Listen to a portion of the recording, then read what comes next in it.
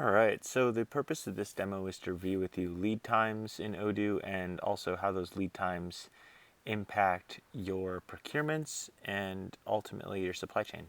So first thing we want to look at are the details here on the product records. So you'll see here in this example, I have two different products which I manufacture. I have a product called product manufacturer long lead, product short lead. Long lead, if I look here and look at the inventory, I'll see the manufacturing lead time of 20 days and the customer lead time of 160. So to review this with you, the customer lead time is essentially the amount of time that is in between the time when the order is confirmed and the date which the order is set to deliver from your warehouse. So you'll see, let me just get rid of this, please. You'll see here, scheduled delivery date is computed based on the order confirmation plus customer lead time. So very simple. We'll look at that in a second. Manufacturing lead time is computed, the deadline start date is computed based on the scheduled delivery date of the order, which is up here, minus the manufacturing lead time. So let's just take a simple example, theoretically speaking here.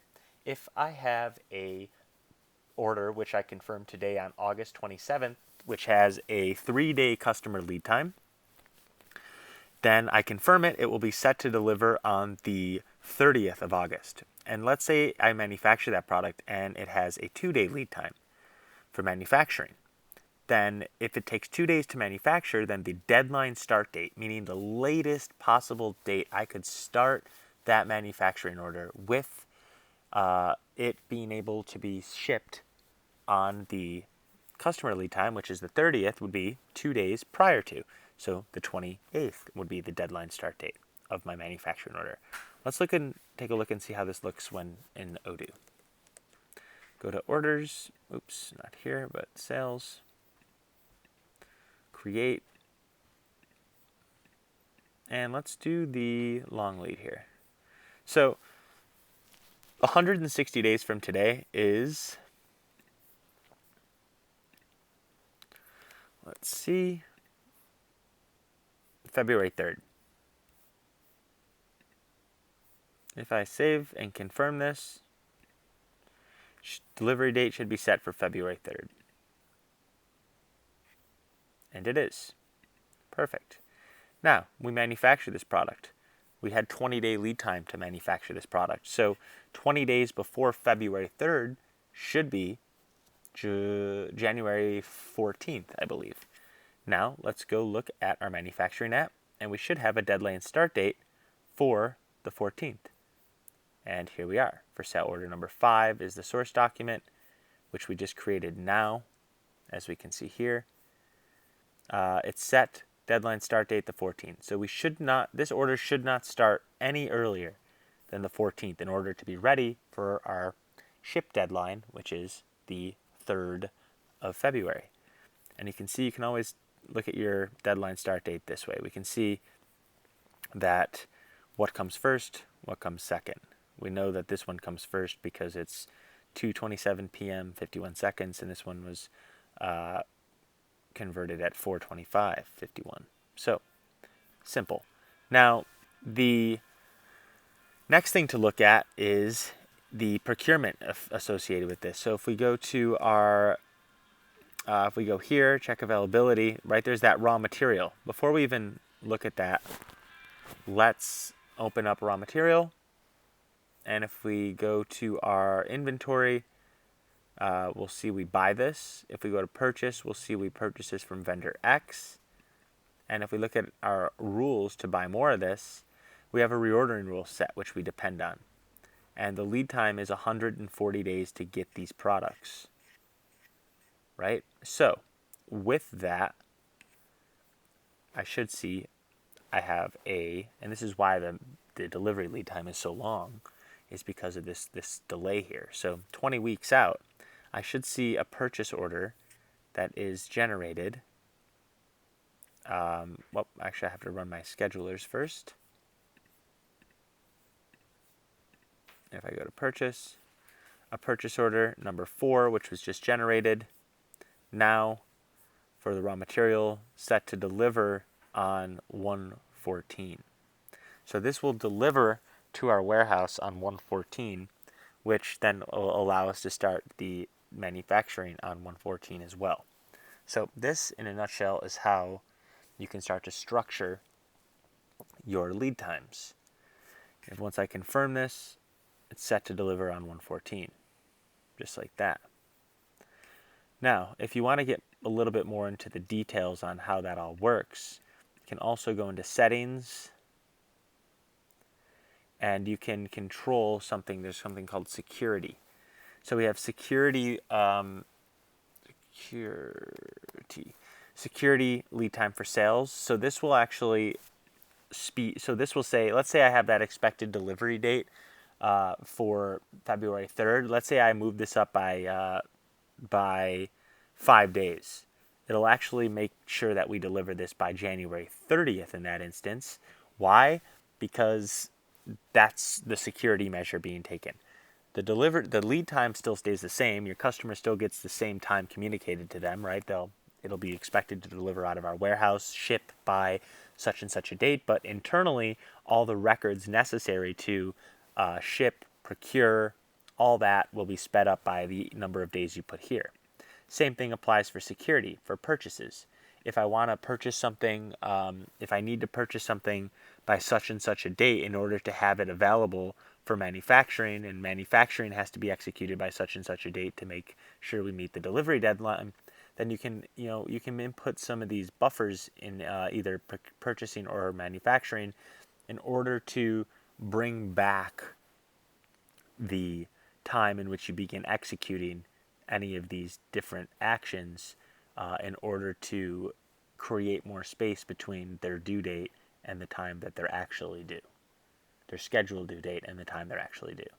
So I hope that is clear. The next thing I want to review with you from a forecasting standpoint is what we call our master production schedule, which is here.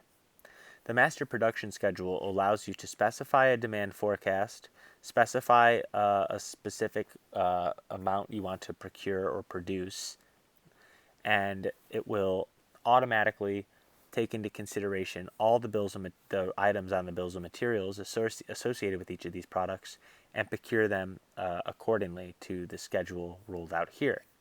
And this can be broken out monthly, weekly, or even daily. So if we break this out weekly, we can specify what we want to show in the rows. We can begin to work on this. Let's look at the product with short lead time, and let's look at the bill of material. Drill down into it and look at the cost structure here. So I can see this product requires raw material Z. Raw material Z has a lead time of 7 days to purchase. 7 days to purchase. Let's go back to product short lead here. This has a 7 days to purchase, 5 days to manufacture, 15 days to customer lead time. So if I confirm a sale for this product, it would push it out 15 days. Then it would start the manufacturing after 10 days, and it would require the product 3 days ahead of the time when I confirmed the sale. If we want to see how this works, we can here. Orders, create, short lead, it'll push out 15 days. 9/11 is 15 days from now. If we look at our manufacturing, this will be pushed out, oops, not this one, but this one, to 9/6, 5 days before the due date to deliver. And if we run our schedulers and procure this product, we will see purchase order number 5 is set for 9/3, which is 6 days from now. So if I procure it on 9/3, it would be available on schedule date 9/4. Scheduled to deliver 9/4. The delivery date is same day, I believe.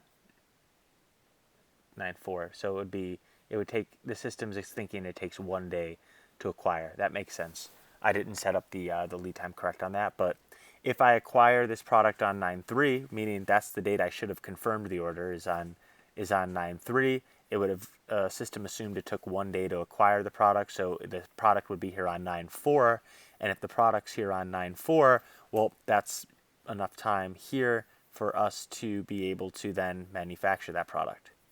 Now, let's also go into our manufacturing here and run our master production schedule. Let's say on week 35, I have to produce, actually let's do product short here. Let's say I have to produce 100 units. Let's say I need to produce 700 units, 350 units, 800 units, right? And I'm forecasting 200 units for week 39.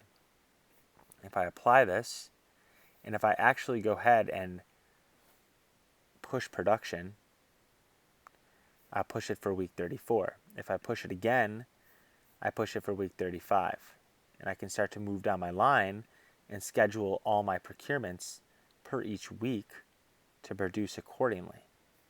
And if I go look in my procurement now, I will see, excuse me, I need to actually run my schedulers, or I may have to actually confirm my no, it worked. So I can see to vendor Z, I have a PO for all the necessary raw materials to meet my demand that I've already launched. And if I look in my manufacturing app here, I can see I have a whole bunch of products which deadlines with the corresponding deadline start dates. So I can see here I need to, on the 29th, produce 100 units to meet the demand that week. On the 5th, I need to produce 699 units to meet that demand. On the 6th, I have to produce 1 unit to meet earliest sale order 6. Then again on the 12th, I have to produce 350 units to meet that demand for the specific week which this applies to. And again, then on the 19th, I have to produce more units to meet the following week, etc. Right? So this schedule lets you, this deadline start date pointing downwards, lets you see downstream and organize your orders according to what needs to be produced and when, according to the lead time, so that it ensures you manufacture the products and that your lead times align correctly and you don't disappoint. So that, in a nutshell, is how the forecasting engine is gonna work in Odoo. If you have any questions about this or you need deeper insight into how it works, just let me know. I'm happy to help you out. Thank you.